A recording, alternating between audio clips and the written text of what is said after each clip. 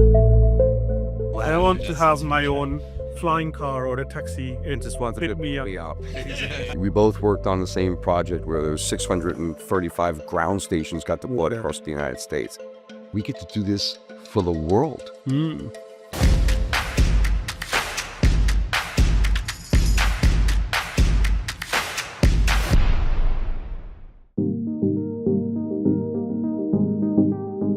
Hey, welcome to the Air Mobility Show. I'm your host, Ahmad, with my co-host, Nadia. Hi, everyone. So, Nadia, we have some really interesting guests today because I'm all about technology and space and aviation and so on. My good friend Vinny agreed to talk to us. Thank you very much, Vinny and Mike, Absolutely. for being on the podcast. Welcome to the Air Mobility Show. Thank you. Happy to be here. Okay, so, let's start with just some personal chit-chat, right? So I know you are from engineering background. Yep. So would you like to introduce yourself to the viewers a little bit? And then Mike? Sure. Yeah, absolutely. So yeah, my name is Vincent Capozito. I'm chief of operations at Aireon. We'll talk a little bit about that in a second. My background was engineering from school and 42 years of working in the aviation industry, and it's addictive, and we're all passionate about what we do, and we can't turn it off.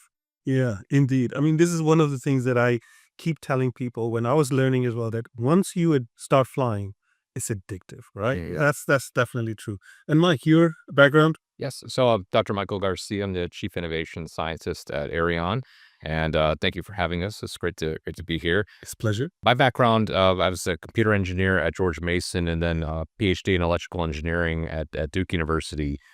Coming out of Duke, I was looking for a job and stumbled upon one related to aviation. So relative to what we were talking about just before starting is true that going into the aviation business, I never wanted to do anything else after. So it really gets a stronghold on you, and it's very because you want to support it. You want ultimately to see it become more efficient, safer, better for all the users, because everyone flies, right? You want it to be better for yourself as well. Yeah, and safer and efficient, and you want to go longer with less fuel and no fuel, or all those kinds of things.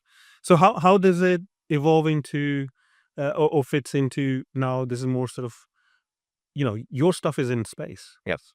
Yeah. So how did that happen? I think before we jump in, I could tell you, Mike and I both started with all this being ground stations. Oh, And we thought that was innovative. We were like, oh, wow, look, the cell phone industry, we copied what they did. Because radars were singularly in one place, and you had to sight them, and then they would be blocked by buildings and mountains, and it didn't work. So we were like cell phone tower type concept. And we both worked on the same project where there was 635 ground stations got deployed across the United States. That was super exciting, and we thought we were the coolest thing on the block, right? And then Aireon came along, and that opportunity was like, wait a minute, we get to do this for the world. And with 66 satellites instead of 635 ground stations that you only do the United States with, 66 satellites, you can see the entire globe. Entire globe, yes. So that was just That's compelling. And then so we worked around each other, and then when I walked into Aireon, he was there already. He came with the job. That's a very good point, because you mentioned cell phones. When the first briefcase cell phones came out, right? Oh my, we can walk around with the phone. We don't die to the wall anymore. Yeah, that was a briefcase, and now look at the size of the computer that we have carrying on. Tell me about the technology that you use a little bit, and how do you throw it up in the space? What kind of ball and racket system that you use? Yeah. Or the candlesticks or whatever. Absolutely. So it, as Vinny said, it really evolved out of the ground-based programs, right? So Vinny was the program manager for the FAA at the time, promoting this new data as a service concept for ADS-B, for tracking aircraft, and finding the next place on the roadmap after radar, right? Because radar is just not scalable the way that ADS-B is. And so the terrestrial ADS-B program from the FAA represented that. I was on the vendor side, working for the engineering firm ITT that was producing, won the contract and was producing the ground stations. So it was a number of different contractors to set up the initial service, and was a very aggressive schedule. Initial operations capability, then in-service decision, and it was right close to that point that the idea of Aireon came around. I first saw it at a technical conference from Iridium, and these guys from Iridium saying, "Oh yeah, we want to do ADSB, what you guys do on the ground, but from space." It's like, I don't know if that's really going to work. And but then Have I heard that before somewhere? yeah, and then you take a napkin on the back of the envelope and you start writing it out. You say, "Well, wait a minute, actually, this might work," and it got me really excited. It got a lot of people excited about it, and it's taking that passion that we have for aviation and adding the space component to it really raises the passion up, I think, to the next level. There were a series of launches between 2017 to 2019, and we were all done with SpaceX. And every launch was nail biting Yeah. because you didn't know if it was going to happen. You didn't know if it was going to be successful or they were going to scrub it. And you're trying to run a company that wasn't generating revenue yet. And here we are, like, waiting to get stood up and be something, right? Be number one. But when we got through, what was most amazing is we already had our customers lined up. So NATS and NAV Canada were their two launch customers, and they did it on the North Atlantic track. So this is how you connect Europe to North America. And, then there was a problem to be solved there. Target level of safety was something they were, really aiming at to improve. And, we finished in, I think it was January of 2019 was like the last launch. Last 10 satellites get put into place. And by April 1st, we were live. They were separating traffic, and they reduced it from 10-minute in trail. So, do the math, it's like 60, 70 miles separation. They were able to get it down to like 15. 15, yeah. And that's huge. Oh, yeah. That was magical. Well, the thing is, the entire evolution of ADSB from ground station to space have been the most transformative from being able to see in a point in time and location, it's just absolutely transformative, game changer, right?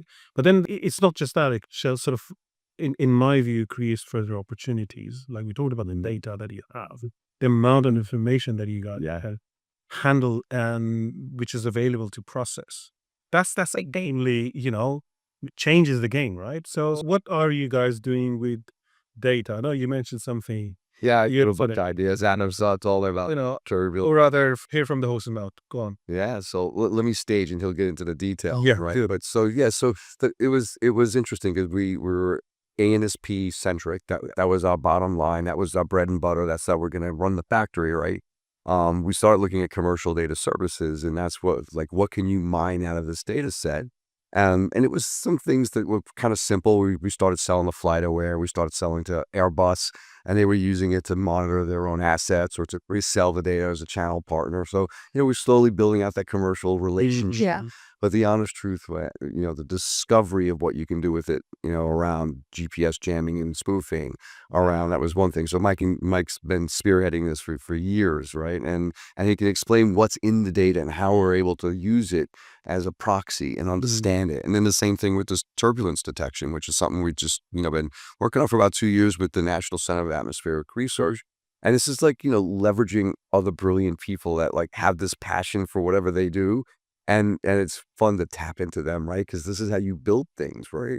It's not one person in a basement, right? So I'll let Mike tell a little bit more about how we built out this kind of capability, and recently was able to demonstrate not only can we detect the spoofing or the jamming, but we can create an alternative track.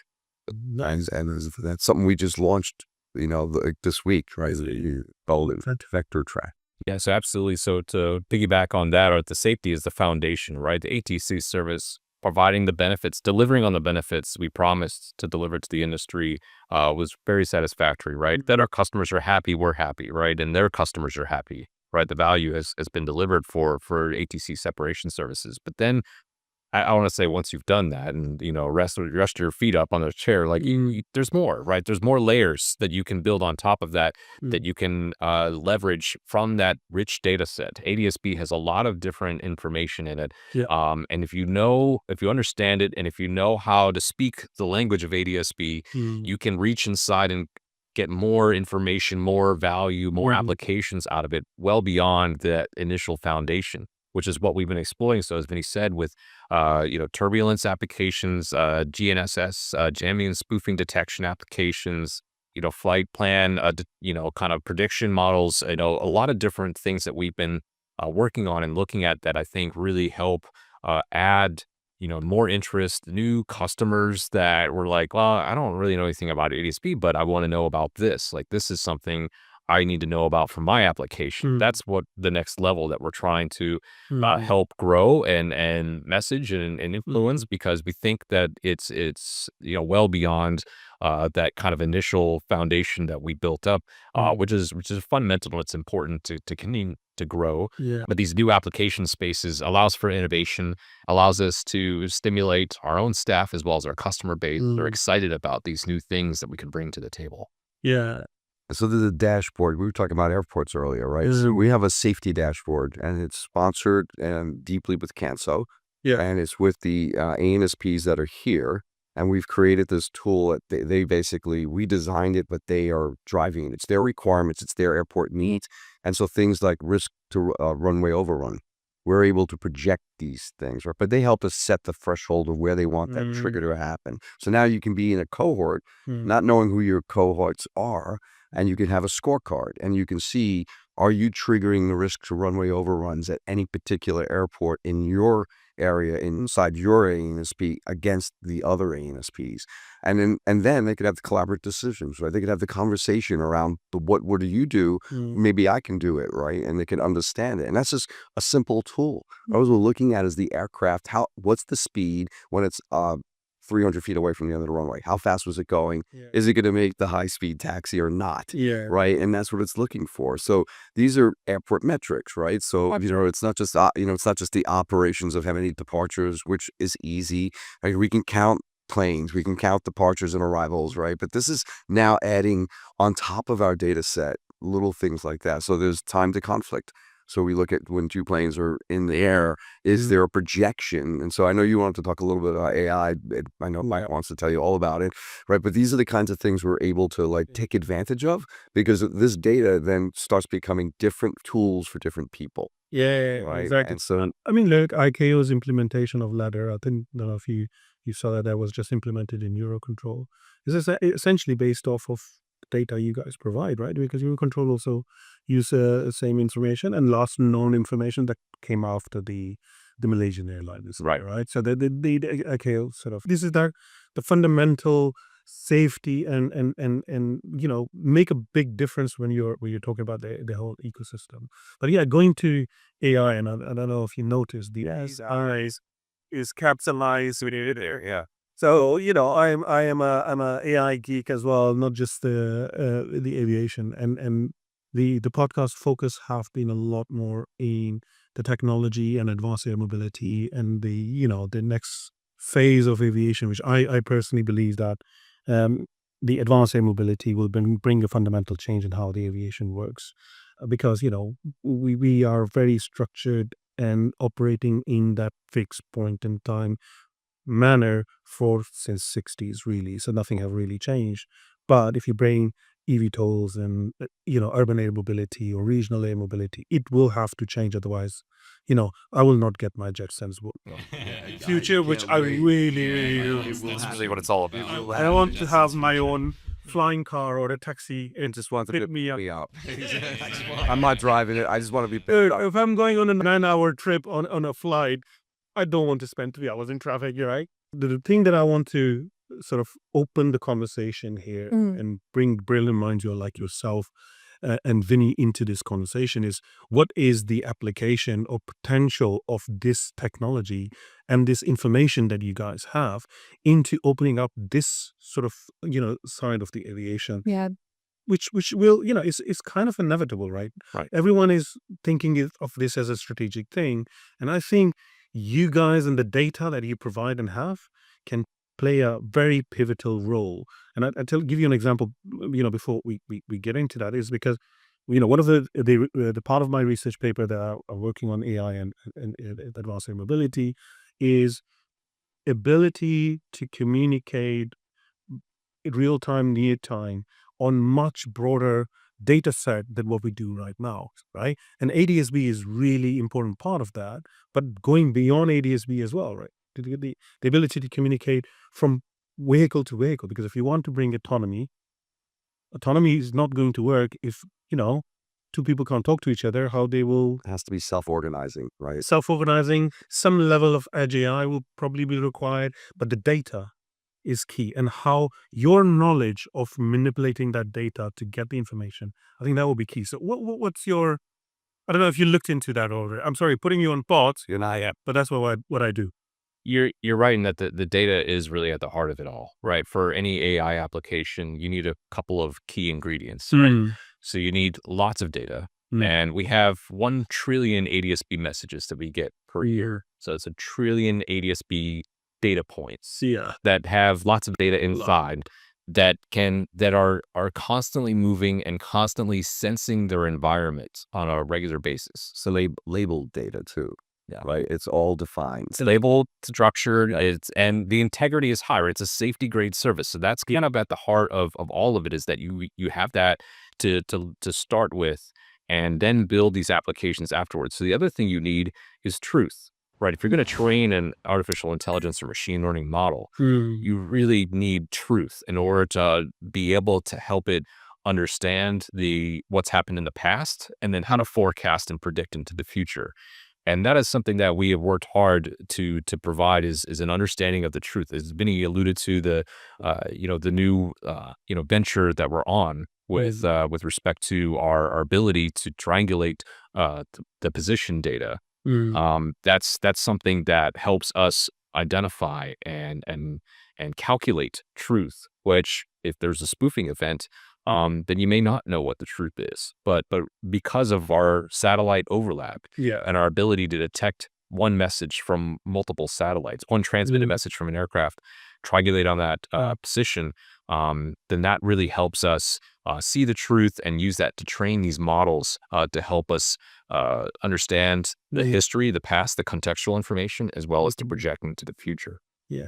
And this is really fantastic because, a lot of people don't even realize that the information that you are collecting, the way you are triangulating that, is an additional, extension to what GSN, provide you, right? Because you can also position with the information that you're capturing the same way the GPS satellites do. This is just That's kind of the like new ADSB message. That's exactly. exactly. We're able to detect the jamming events, right? So think of that as it's a denial of service, right? And so that's a crime, right? And so here it is. We're able to detect these events, and not only can we detect it, we can correct it. We can tell you where those aircraft are. We see it, and we can calculate it independent of the GPS. I did want to take a step back because we're a business, and we need to make business decisions. Yeah. And in 23, we stepped out and we said we were going to do a transformation initiative, and we did it in-house. We didn't hire any consultants. We did it all by ourselves. And a big component of it was, some of the research was indicating disruptive technology really makes a differentiation. If companies that do this will absolutely make more revenue, absolutely attract more customers. And so like our key words were like, how do we acquire and retain our customers? How do we acquire and retain our employees? What do we need to do?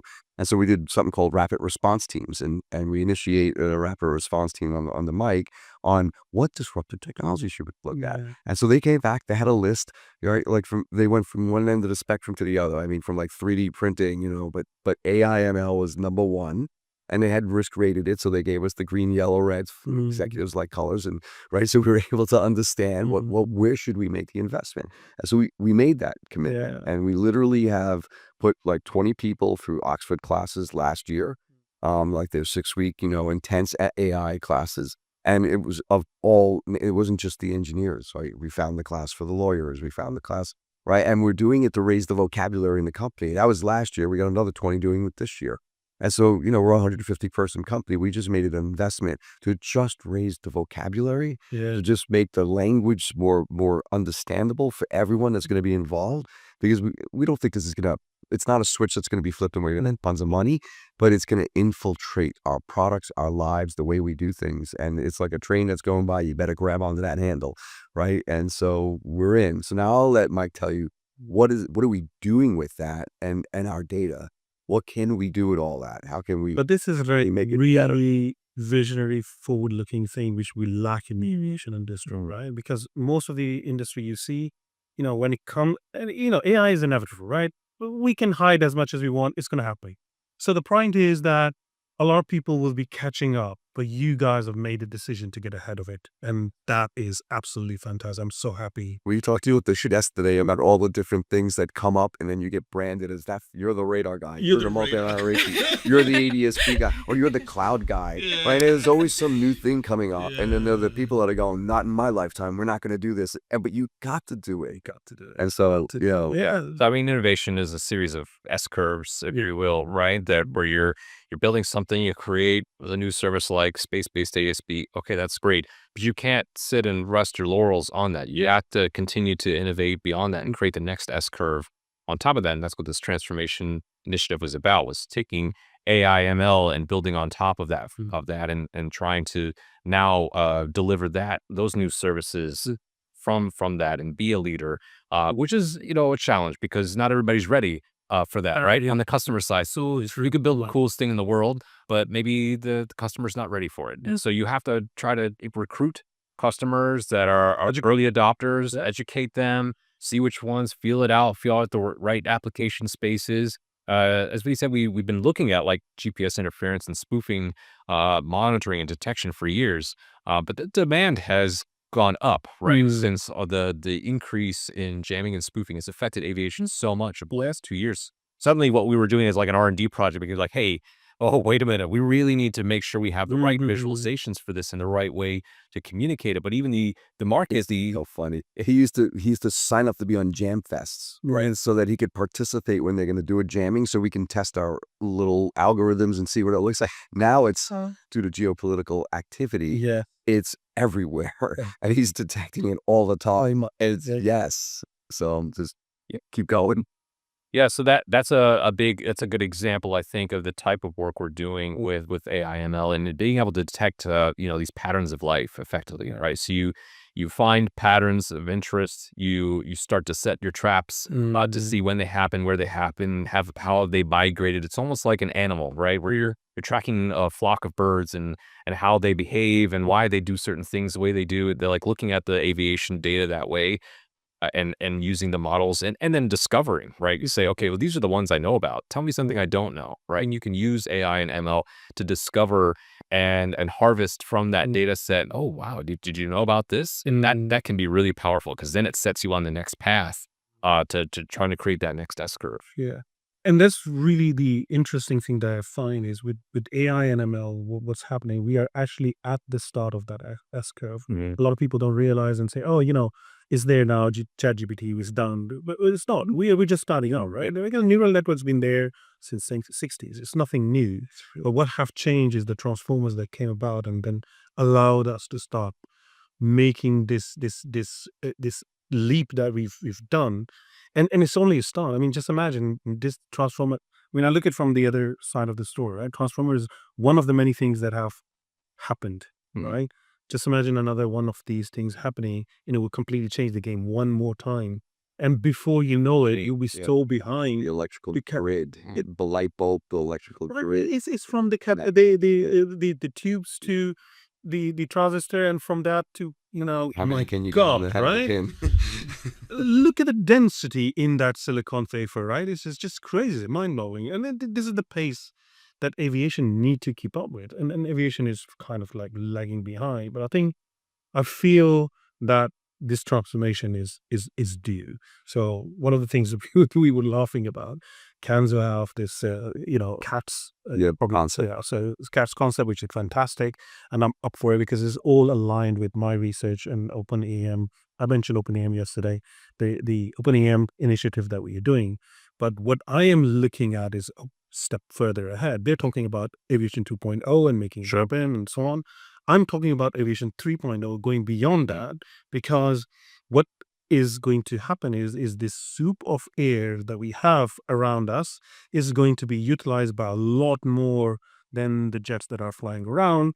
And we cannot say that, okay, the bus is going to stay on the roads, but the bicycles and the motorcycles and the cars we build separate roads for them. You can't do that, right? So eventually all these things have to share that. And to be able to do that, the outside of the box, the transformative disruption, if you may, or essentially is a paradigm shift, right? Yes. From being a fixed point in time following that track to being able to the air taxi picking me up from my home or my block to the airport and beyond, right? And just being intermodal with the whole thing. It's not Multimodal. just one thing, it's everything. And it's just how it all integrates and how you make it smoothly integrate Yes, seamlessly. exactly. Because, there is a bicycle company who's creating a flying scooter, right? You're talking about this, yeah. That's hilarious. That's so I hilarious. was telling him, But the thing he's is, got to get down to North Carolina. He said he's never been down there. Kid Hall, the kitty Just hop. popping an air mobility deal and Bob's your uncle. yeah, but the thing is, but this is the thing, right? This is happening right now. It's inevitable. And I know that in the name of safety, we're trying to restrict the progress, but eventually it's going to break through, right? And I understand people have to make money and all of that, but you have to have fun as well. I think it's an enabler. I think we were talking about that too, right? So safety's not a restriction. It's an Safety. enabler. It's beside the point. Safety is there, have to be there. You don't get people to adopt it, and it has to be safe for them to adopt it, right? So they won't adopt it. They'll fight it, right? They won't believe in it. You The reality. took a leap of faith when you went up on our Dinner in the Sky ride, right? Oh, yeah. I didn't think about it. I didn't want to think about it. I do severe vertigo, which is weird for a pilot, You had to trust that the system was had the right safety. Well, I was just following Winnie. I thought, okay, Winnie. If he follows- No, but this is the thing, it's an enabler. All these technological advancements are enabler. They are supposed to make our lives better, for humanity, for quality of life improvement.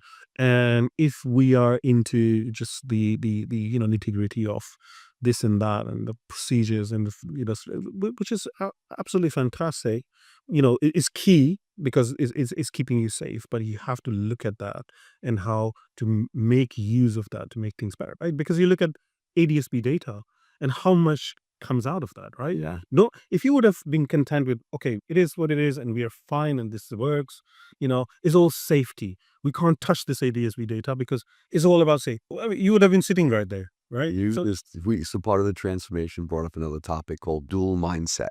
Yeah. Right. And so here it is. Our company, was built on this kind of idea of everything's about safety. Do it right the first time. Take your time. Don't take too much risk. Measure all your risks. Understand what they are. And then we start the commercial data service side. And that became a little different paradigm, right? That was fail fast.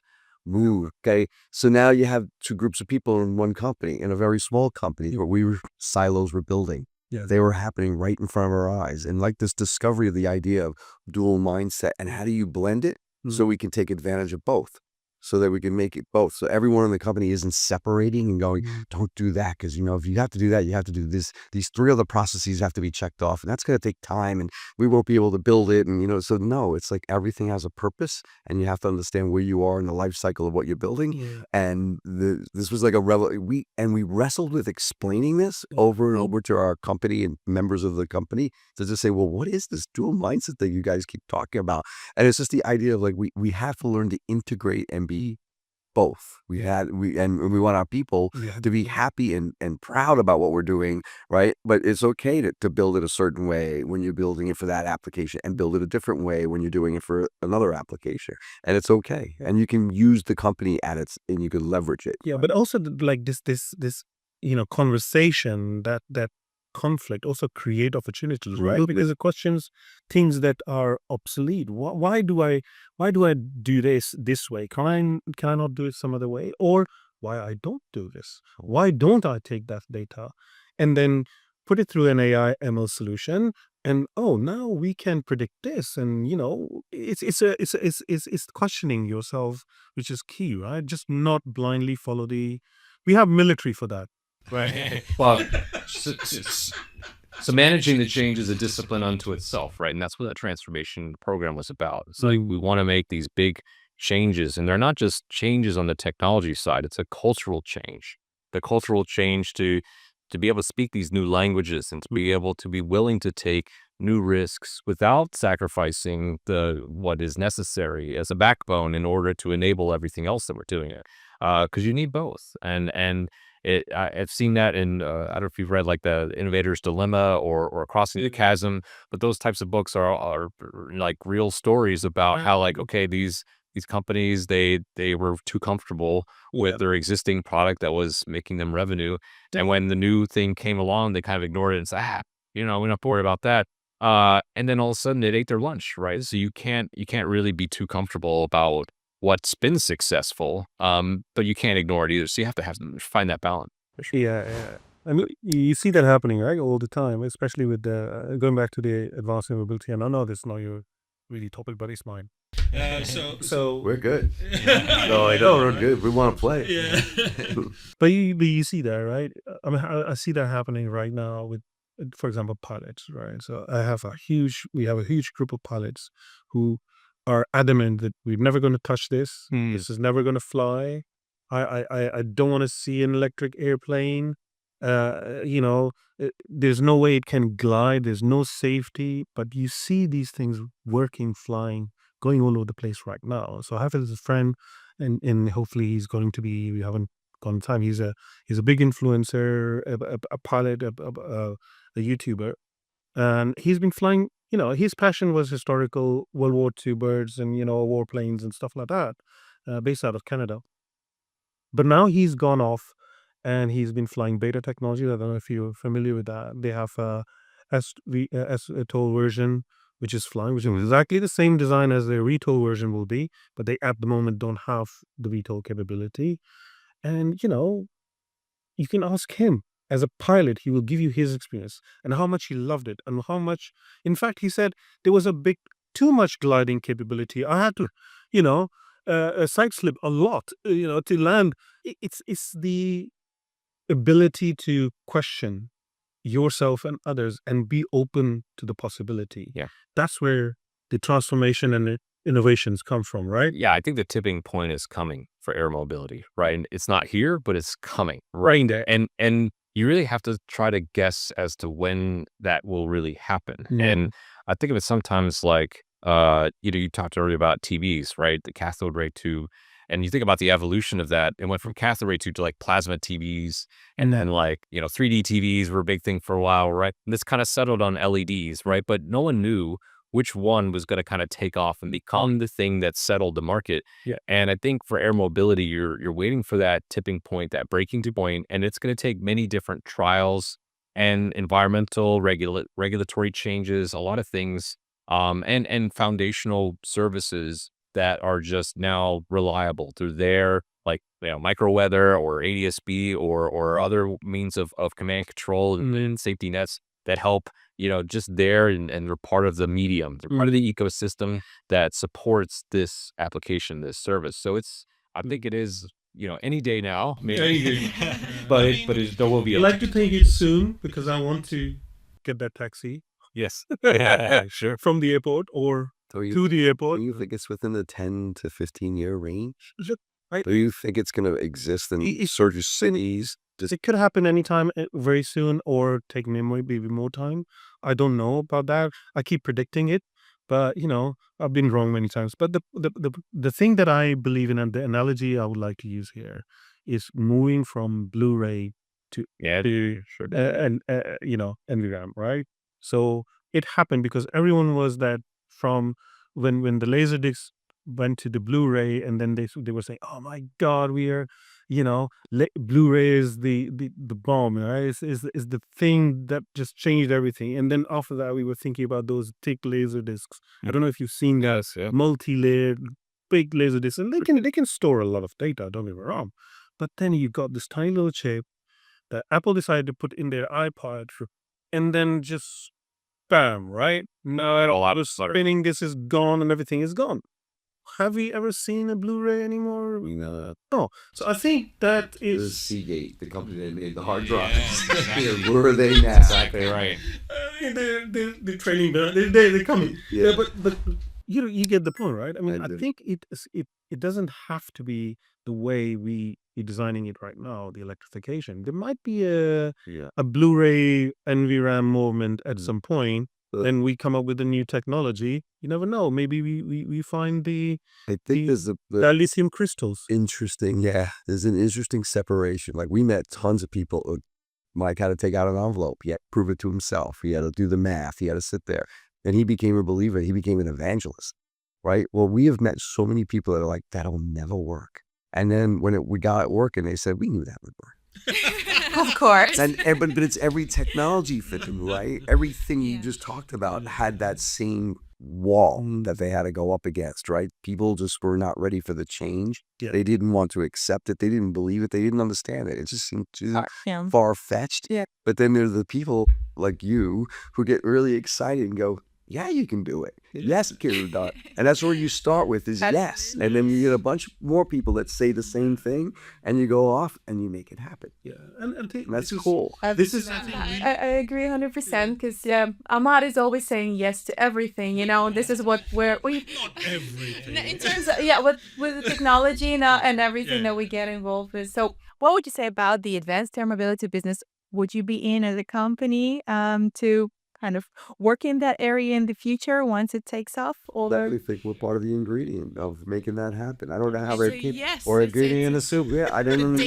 yeah. So we written concept of operation documents that talked about this that said we don't need surveillance to do this, and then it's like in the same document it says, but if off nominal occurs, you need to have surveillance. And so we're sitting going, well, is it surveillance or not? You need it. It has to be running in the background so you could rebound. If you look at the unfortunate incident at DCA, Yeah. right, and there was not shared surveillance between the two, flying vehicles, and that, that's a tragedy, right? And we have to be conscious of that always in this community. And, it's not necessarily that there's a one size fits all, that there's one solution that solves all these problems, but you have to just take a look at the system of systems and determine, how to make them best integrate together. So I think for air mobility, we are part of the community. We're Yeah. part of the solution. There will be other things that are needed to help with to make sure that it's supported.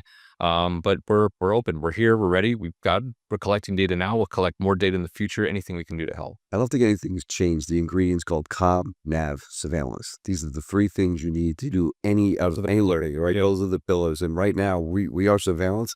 I did want to introduce that there was one thing we didn't talk about yesterday, and Mike can tell you what he was just on a panel this afternoon. And it's on space-based VHF. So we started out as a company that said, can you do surveillance from space? And now the next question is, can you do communications from space for VHF for air for all the pilots? Well, actually, I was just going to come to that. What else you can do from your... Well, I'm helping you get there. Thank you for taking over my question. Absolutely. Yeah, so the VHF is another dimension that is important to the aviation community. Yeah. It's another one of those invisible forces in the background people take, I wouldn't say for granted, but they expect it to be there because it supports the movements of aircraft, right, and the safe operations of them. So that's our next venture, is going into space-based VHF, as we did with space-based ADSB, because it's critical, right? You need that as that other pillar. And there are solutions today. There are things that work, but not well enough to make it seamless.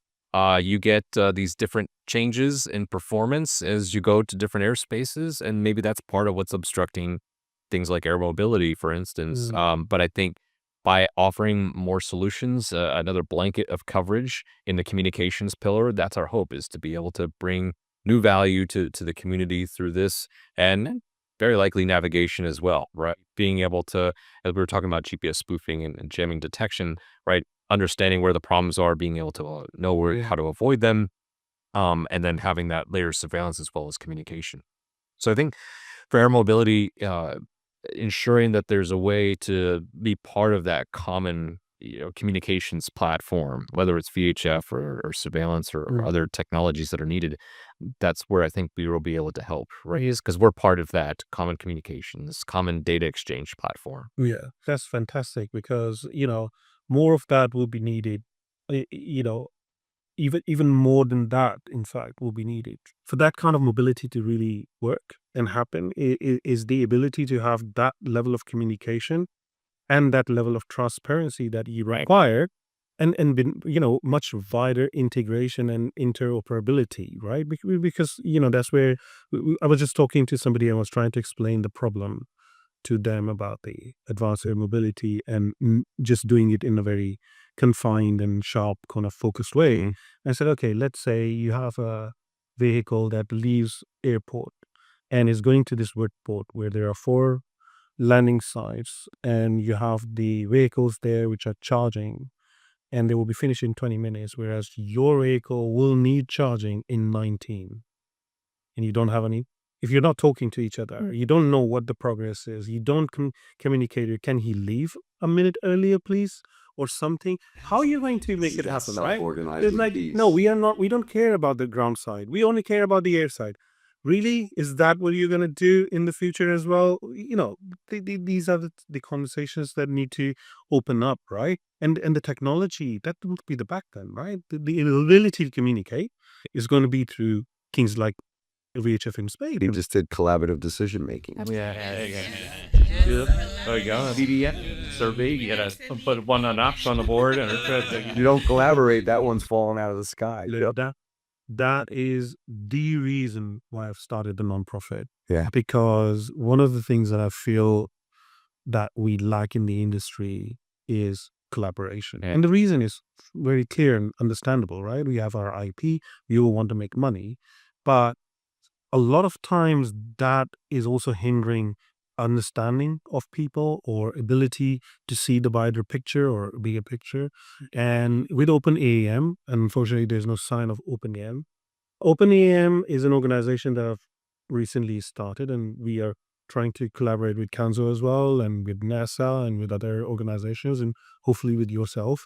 The idea is to bring it under a nonprofit as a Linux type open source, where everyone can collaborate, and then they can also share. So for example, if infrastructure is an issue where we are talking about vertiport developers who need to also run the vertiports, then they need to be able to understand what kind of data you guys can provide, right? Yep.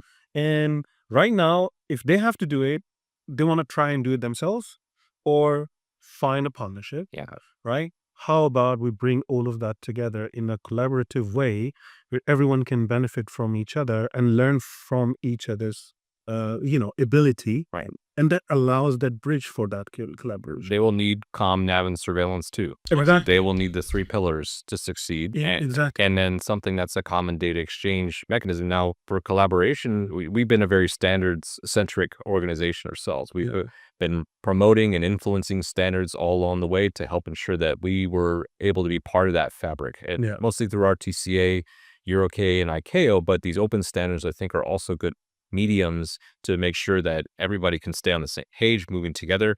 I would also say the program plan is important, right? The vision. Safe Flight 21 to me is a really good example. You have that key site. So I don't know if you're familiar with the Safe Flight 21 program. Benny can certainly talk more to it. ADSB didn't start globally or in the US as a whole. It started in Alaska, right? Where you have the most need is these pilots in Alaska that are having accidents and need a service, right? So you start with that program. Yeah, I filled his head up in Alaska yesterday. I was already on that. But That is capstone. yes, that capstone program, but it wasn't, the vision was not limited to that. It had to be beyond like that. It was understood that was a starting point with the vision towards where it could go. And then executing on planning and executing to that program that took it to the next level. We're doing vehicle ADSB at the Atlanta airport in 1997. We were running up and down the runways at night. They gave us access to the runway at like 2 a.m. We were driving around. We had a van with a Rockwell Collins, an engine generator, beach chairs in the back of the van, and they would let us drive up and down the runway, transmitting ADSB. And we were collecting data and validating it, and we were kind of creating the surveillance system that was going to support the air traffic controllers, but also be linked into the cockpit so that they had moving map displays and that they knew where they were and they knew where other targets were and other vehicles were on the surface. And so vehicle ADSB was something we were doing in the early days. We used to walk around. You were talking about the phones. We had ADSB devices in like suitcases. And we would throw it in the car, put the antenna on there, and we would drive up and down those runways and we'd collect data and just see how well would it perform. And these were all part of those early days of trying to discover what can you do with this, right? Yeah. What can we get away with? Yeah, It's amazing.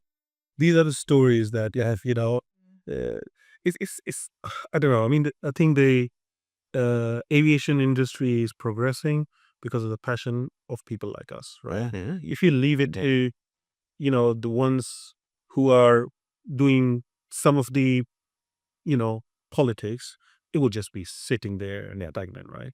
But I think it's really I'm fascinated by that changes that happen, and I'm learning new things every day with people like yourself.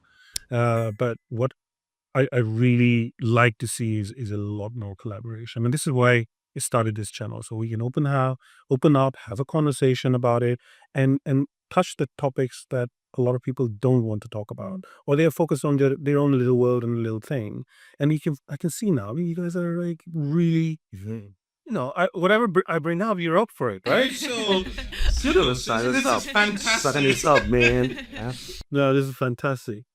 I feel like it needs to be a series of episodes, not just one. Yeah, I feel like I next thing I want to go and see where the magic is happening. Sure. So I think next time we're in the US, we have to come and visit. person, yes. The visit. Yeah, see where the magic happens and poke. And I'm really miffed that I'm not gonna see any more satellite launches, because I was asking you about yesterday. Where is He's doing space. We had to pull offshore satellites to that. That's so I'm invited, right? Of course, or the show is invited. You can do the podcast right there, right next to the rocket. There's nothing more mobile in air than a rocket. Indeed. It was such a pleasure having you. I mean, I think it was one of the most liveliest conversations we've had. Thank you for bringing your geek. Robbie, I got the guy for you. card carrying. You need a geek for a geek. That's what it was needed. Because I like that. I know the guy for you.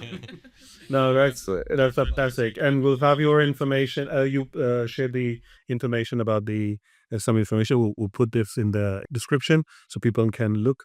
And thank you for being here. Thank you for having us. Yeah, thank you. I'm so happy that you couldn't send anyone local and you have to fly out. Yeah. So we had an opportunity to talk to you. Otherwise, it would have been, different people. And I'm really glad. And anytime you have something new, please tell me, because I would like to talk about this. Sure. Yeah. So We love it. we love technology. We love AI. So yeah, fantastic. Thank you very much. Thank you, guys. Amazing, yes. And thank you for joining us today. For more information, we will be, announcing more stuff on our social media. So please tune in and follow us everywhere. But bye until then. Thank you. Bye-bye.